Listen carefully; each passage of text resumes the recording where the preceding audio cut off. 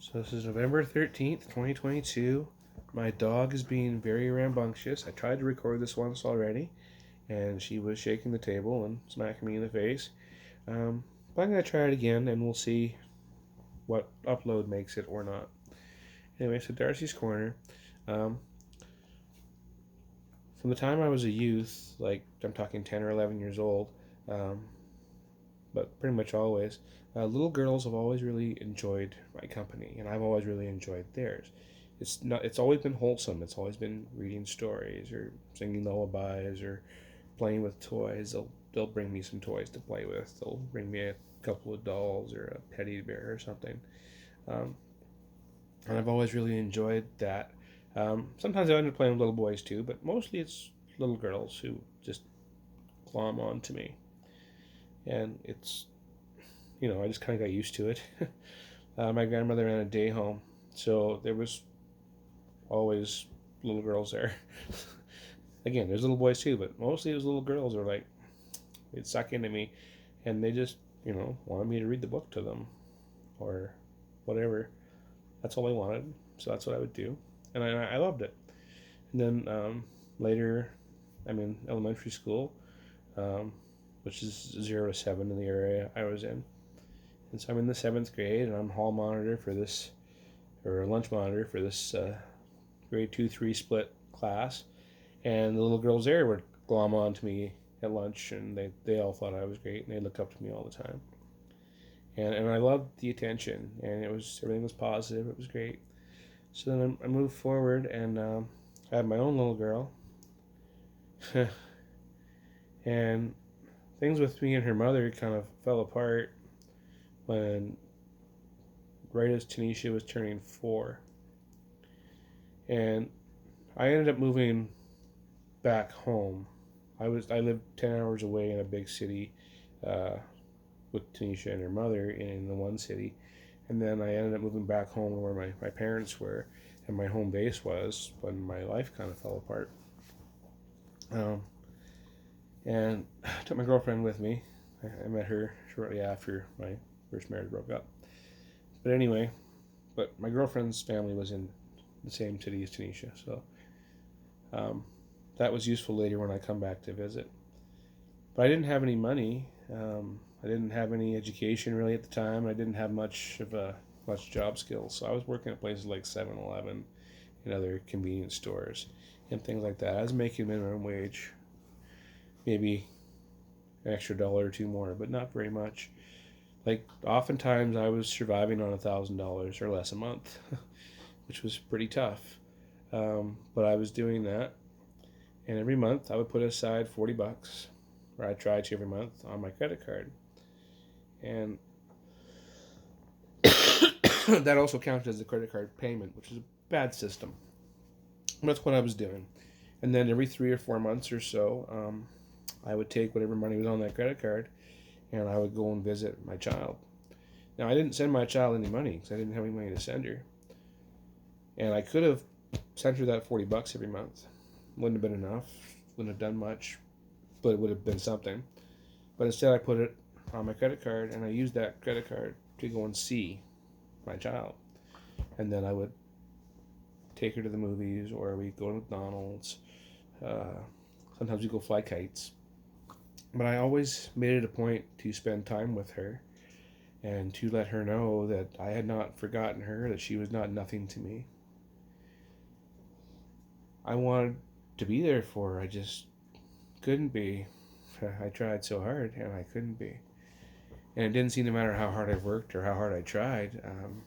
And then sometimes her mother would have ridiculous requests like, well, yes, you've got her for the summer, but you got to bring her back for these 2 days in the middle of the summer because we're having a festival in and she has to go to that festival.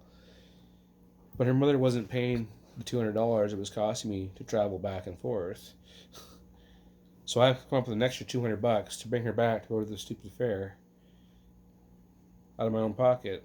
Like, and I don't have any money. I have $1,000 a month or less. So it was really hard for me to do that. But I did it. And I would make that 10-hour drive many, many, many times Because what else am I going to do? That's my daughter. She has to know she matters to me. She has to know she's important. I didn't realize at the time you only ever have to put in 16 hours a week and the rest of it's yours and you can just keep it. And the fact that anybody would put in any more time than that and effort into you is ridiculous. Those are her rules today. That's why I'm so hurt. That's why I'm so mad. I'm like, the years I spent putting in a heck of a lot more than 20 hours a week so I could have the bare minimum to just come and see you for a couple of hours. You don't know how hard I sacrificed for that. How many years I spent wishing I could do more. Wishing I could give my child the things that parents want to give their kids. Like a new bike and nice clothes and I don't know, whatever the thing is. Hold on. My dog was bumping the table again. She really wants to play. I wanted to do all those things for my child, and I couldn't do them. And it killed me that I couldn't do them no matter how hard I tried. And that I could never really be there for her, even though I really wanted to be. Um, and when I did get her in the summertime, we would do math drills, which she hated. But I was doing the math drills so she wouldn't forget the math she'd learned so that when she went into school the next year, it'd be easier for her. That was why I did that to her, even though she hated it. And I did things like I made her eat her dinner, because that's what parents are supposed to do. Make sure their child eats. Make sure their child bathes. If you see your child wearing inappropriate clothing, like cutoffs that are up to their ass and they're 6 years old, oops, I threw those ones away. I'm like, why is that up to your butt? You're 6. You shouldn't be dressing like you're 16. Trying to be 21. Like, no, no, no, no, no. Fashion is fine, but like, anyway. I was a parent, and I was a loving parent who cared a lot. And now as an adult, for her to tell me things like, well, I never have to work more than 16 hours a week because I'm an adult. And at the time, I was working like 70 hours a week, and I thought I was going to have a heart attack from doing that. And I'm telling her this, and she's like, well, it's your own fault for having a job, isn't it? In other words, it's my own fault for not wanting to be homeless, so I'm working 2 jobs. The times in my life where I have been able to provide and give things to her or do things with her, it's because I was working 70 hours a week up in whatever, pick a frozen destination that sucks, okay, where there's pipe there and there's a lot of angry people there, and you can get killed very easily doing the stupid things that I was doing. Because if a pipe rolls the wrong way and you're sitting there, you're toast. If a thing, H2S gas, comes along and you're in that hole, you're not getting out of that hole.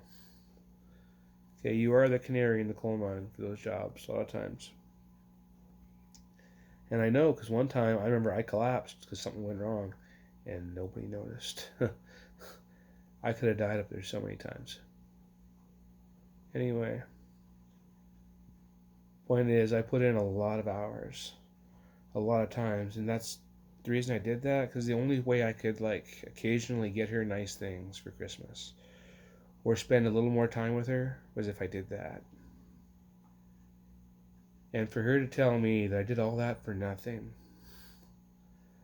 that I didn't have to do any of it. If I'm living by her rules, after 16 hours, everything else that I make is extra, and I should just keep that for me. That's my rent. Okay?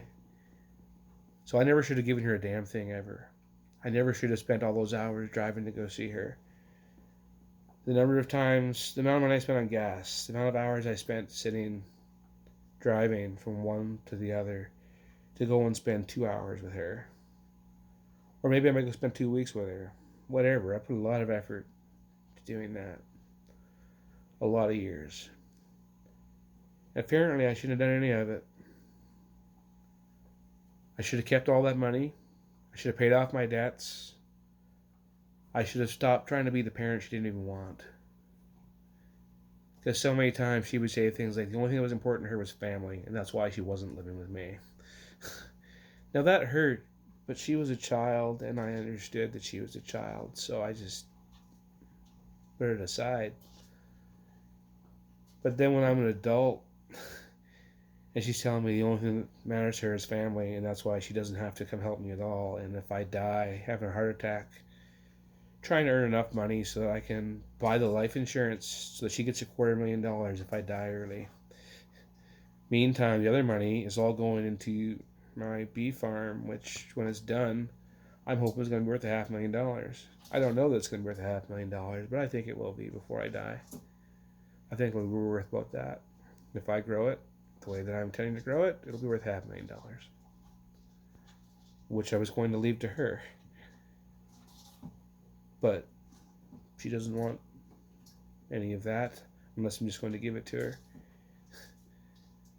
She'll take a car if I just give it to her. Because why not? Her friend did. Like, I didn't realize what a grifter she was. I didn't realize that she only ever cared about herself.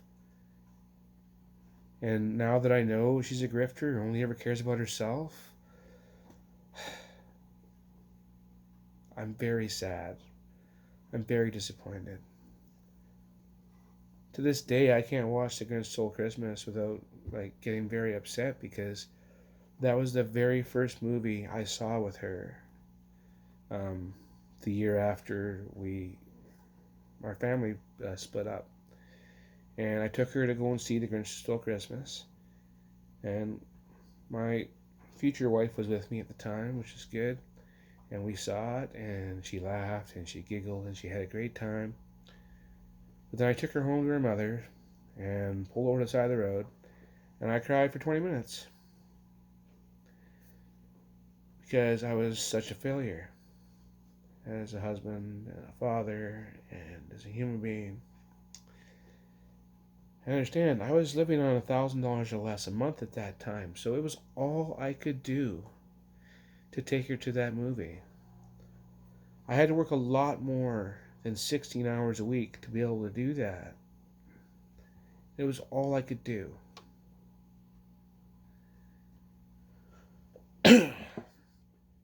To this day, when I hear "Where Are You Christmas," I get choked up.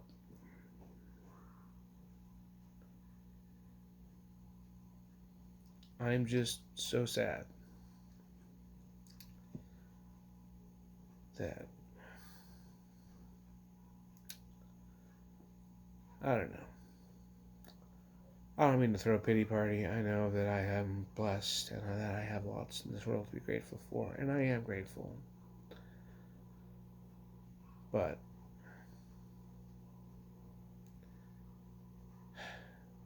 I didn't try a little bit. I tried a lot. And to be told all that was for nothing. All that was a waste of time.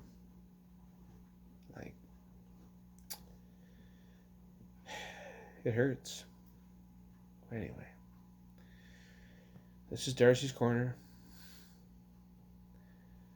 Crying about Christmas. We all got these stories, don't we?